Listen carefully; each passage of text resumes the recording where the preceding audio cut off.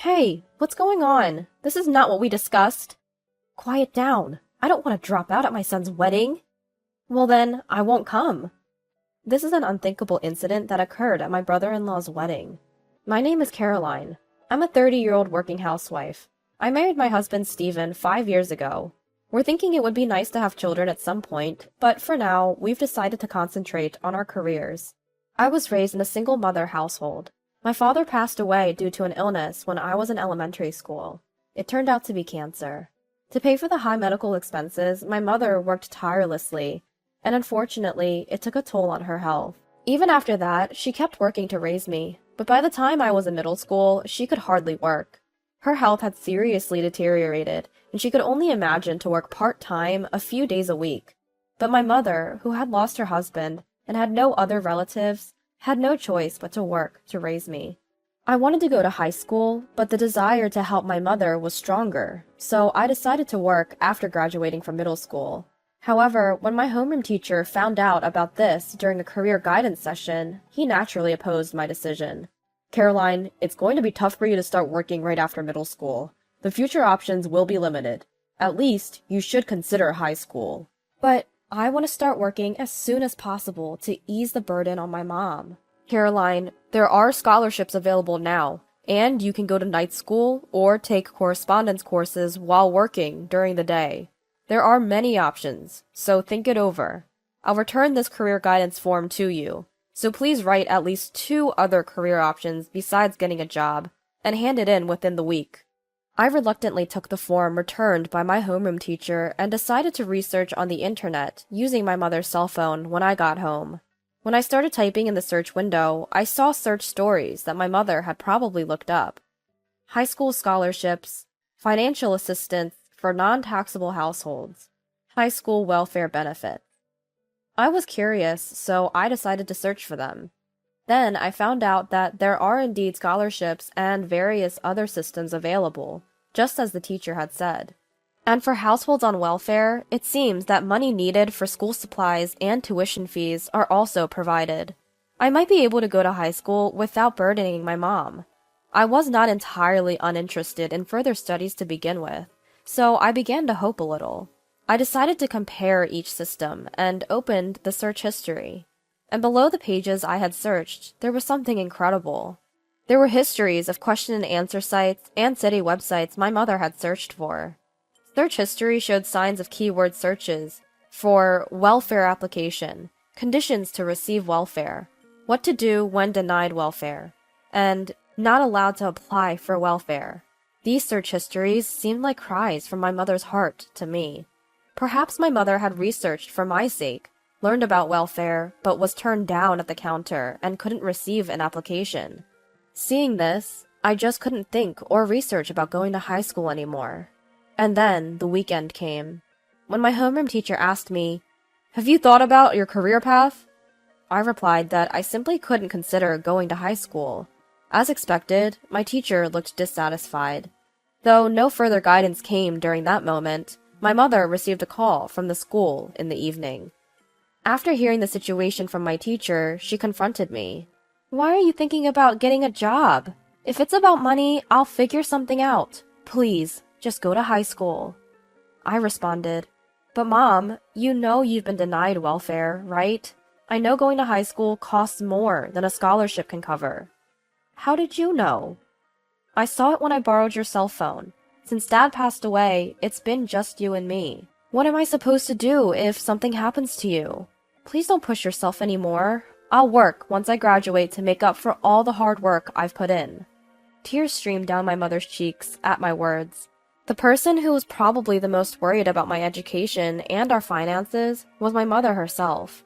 Sobbing, she hugged me and kept repeating, "I'm sorry. I'm so sorry." Thus, due to my strong will, I decided to work right after graduating from middle school instead of proceeding to high school. However, finding a job as a middle school graduate was very difficult, as most job postings required at least a high school or an associate's degree. Even if the job didn't require a certain level of education, an ordinary middle school graduate with no qualifications would likely be rejected during the paper screening process. Eventually, I ended up working part-time until 6 p.m. after graduating from middle school. One day, I was called in for a meeting by my boss, who proposed that I work as a full-time employee once I reached the age equivalent to a high school graduate. According to my boss, my diligent work ethic despite my young age had been noticed. There were some conditions to meet, but I gladly accepted the offer. Afterwards, I fulfilled the conditions set by my boss and was promoted to a full-time position in April of the year I turned 19. Despite many hardships, my life was sailing smoothly. It was around this time that I met my current husband, who I was introduced to as a business partner. We got closer through work meetings and began to discuss personal matters. He also lost his father in a traffic accident and was raised by a single mother, similar to my situation. We clicked instantly over our shared experiences, which eventually led to a relationship and marriage. When we went to meet his mother, she initially welcomed me, but turned hostile when she learned that I was a middle school graduate. I can't believe you didn't even go to high school. We may be a single mother family, but I managed to send Steven and his brother Robert to high school and college. Even if it required scholarships, it was possible to attend high school. What was your mother doing? Mom, that's no way to talk. Our circumstances were due to an accident, and we also had compensation from the other party. Caroline's family has its own issues. It's not fair to compare like that. If you do your research and follow the proper procedures, there are many grants and supports available. No offense, but it makes me think either she had poor grades that prevented her from going to high school, or both mother and daughter are simply ignorant. Either way, she's no good as your wife. I can't approve of a marriage with such a woman. The harsh words I received had left me deeply frustrated. My brother-in-law, Robert, had mocked me incessantly for only having a middle school education, making acceptance by my husband's family seemingly impossible. Eventually, we defied their approval and got married, sort of eloping, and had a private ceremony. Given the circumstances surrounding our marriage, my husband and I found ourselves largely estranged from his family. Nothing improved over time. Our relationship was merely superficial, limited to basic greetings. Then, one day, we received a phone call from his family. Hello, Stephen! Robert is getting married. They are planning a wedding ceremony, and we were wondering if you and Caroline could attend. Just like that? Out of the blue? What a turn of events. After treating Caroline so coldly all this time, you guys sure are feeling generous now, aren't you? I do apologize for that. But Robert's bride-to-be insists she wants blessings from all the family members. Please, for the sake of your mother. Stephen and I discussed it at length and decided that if this could be a chance to mend relations, we would attend the wedding as his mother wished. On the day of the ceremony, my husband was asked to come earlier than planned to help out, so we ended up going separately. Although they told me it was okay to arrive just in time for the start, I decided to go a bit earlier so I could greet my in-laws. However, when I arrived at Hotel A, as instructed on the invitation, there was no sign of a wedding taking place, and there was no one else around dressed for a wedding. So I decided to ask the hotel staff, "Excuse me, I have this invitation for a wedding here?" The staff member gave me a puzzled look and said, "Could you please wait a moment?" and went to the back, leaving me to wait for a while. After waiting for a bit, the staff returned with a response I could not have anticipated. "I'm sorry, but there are no weddings scheduled at our hotel today." What? But it clearly states this hotel's name, right here. I double-checked the invitation with the staff, but the hotel's name printed there was undoubtedly correct. Just then, my phone rang. It was Stephen. "Caroline, where are you?" "I'm at the desk of Hotel A. Stephen, where are you? They are telling me there's no wedding here today." "Why are you there? Didn't you get the call from my mom this morning? The schedule and venue have changed." "What? I didn't receive any such call from your mom." "No way." "Hold on, I'll get there as soon as possible. Where is it and when does it start?" "It's at the chapel in Hotel B. The ceremony starts in 20 minutes, but I don't think you can make it in time from there." The location Stephen gave me was on the opposite side from Hotel A, past our home. The turn of events led me to believe this was his mother's doing. "Stephen, can you hand the phone to your mom?" I decided to confront her directly over the phone. "Hello, Caroline. Why are you calling at a time like this? We're quite busy." "Don't play dumb. What's going on? I just got a call from Stephen and the story doesn't match up. The time and location of the ceremony are totally different from what we were told. And you lied about contacting me. What are you trying to do?" "You're such a nuisance. Even if you're not the brightest, try to read the room a little. Your presence would spoil a special occasion like this, and it's embarrassing to have a dropout, so don't come. Fine! Suppressing my frustration, I reached out to a certain person. Meanwhile, in the groom's waiting room at the wedding venue, Stephen was having a heated argument with his mother and brother. Mom, how can you say that to Caroline? And Robert, why was the content of the invitation sent to our house different from the others? Were you deceiving us from the start? Huh? What are you talking about? As long as you're here, everything will look fine. And it won't be a problem even if the dropout isn't here, right? Don't you dare! Stop belittling my wife any further! Stephen, Robert, both of you, stop it! This is right before the important ceremony. Who do you think caused this massive bride harassment at this important ceremony? At that moment, there was a knock on the waiting room door. Outside the door were Robert's bride-to-be and her parents. I heard that you declined Caroline's attendance. Robert, can you explain why this has happened? There's a reason for this. It's embarrassing, but my brother's wife only has a middle school education, so she's not the kind of person who should be here. That's right. My eldest son's wife, Caroline, is a dropout. But my son went against my wishes and married her. She and her mother lack common sense and are a disgrace to our family. It's too embarrassing to invite such a daughter-in-law here.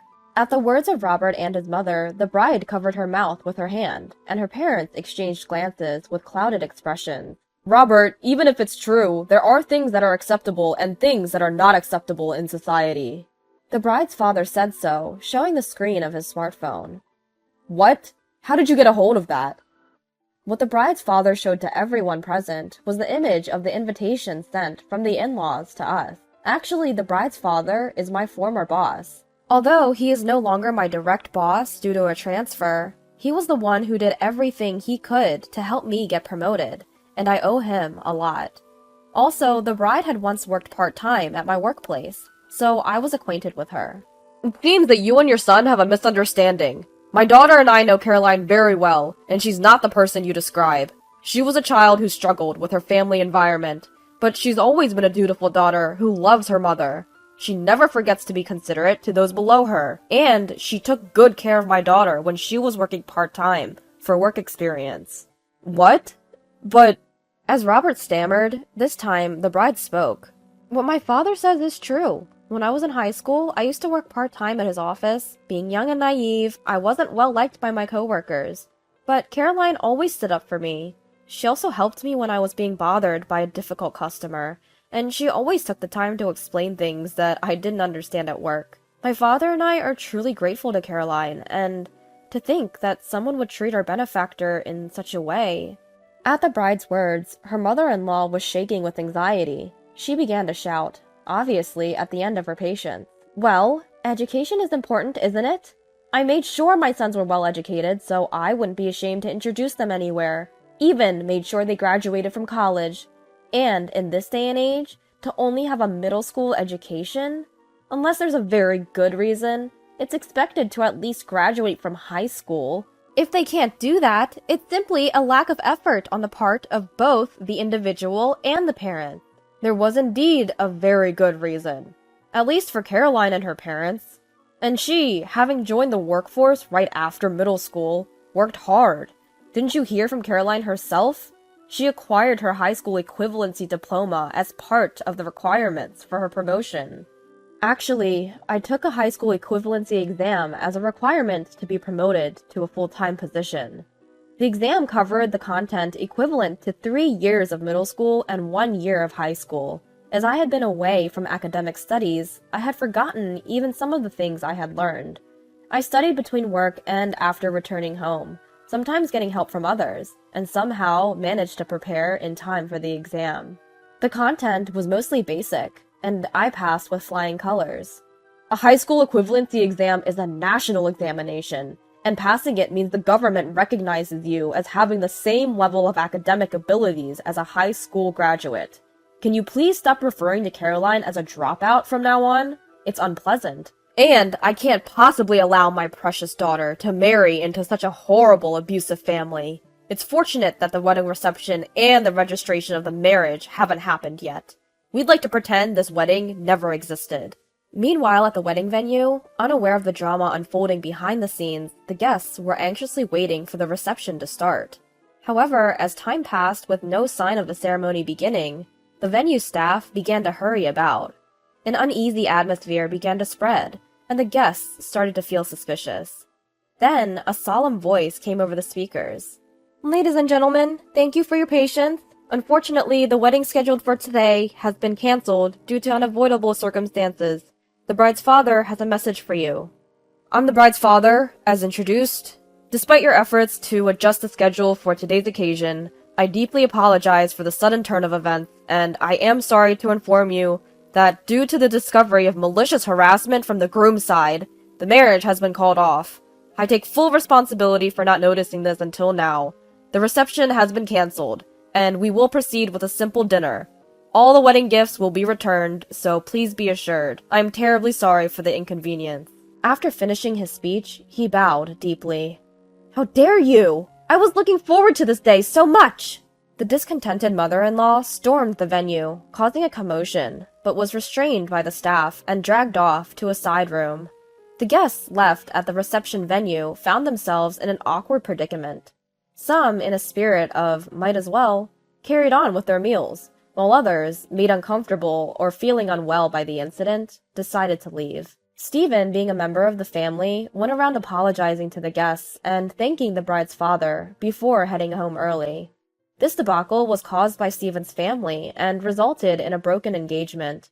As a result, Robert and the rest of his family decided to cover all the costs, including the reception fee, the transportation costs for the guests, and an additional compensation for the bride's side. Due to this incident, my mother-in-law started receiving judgmental looks from relatives.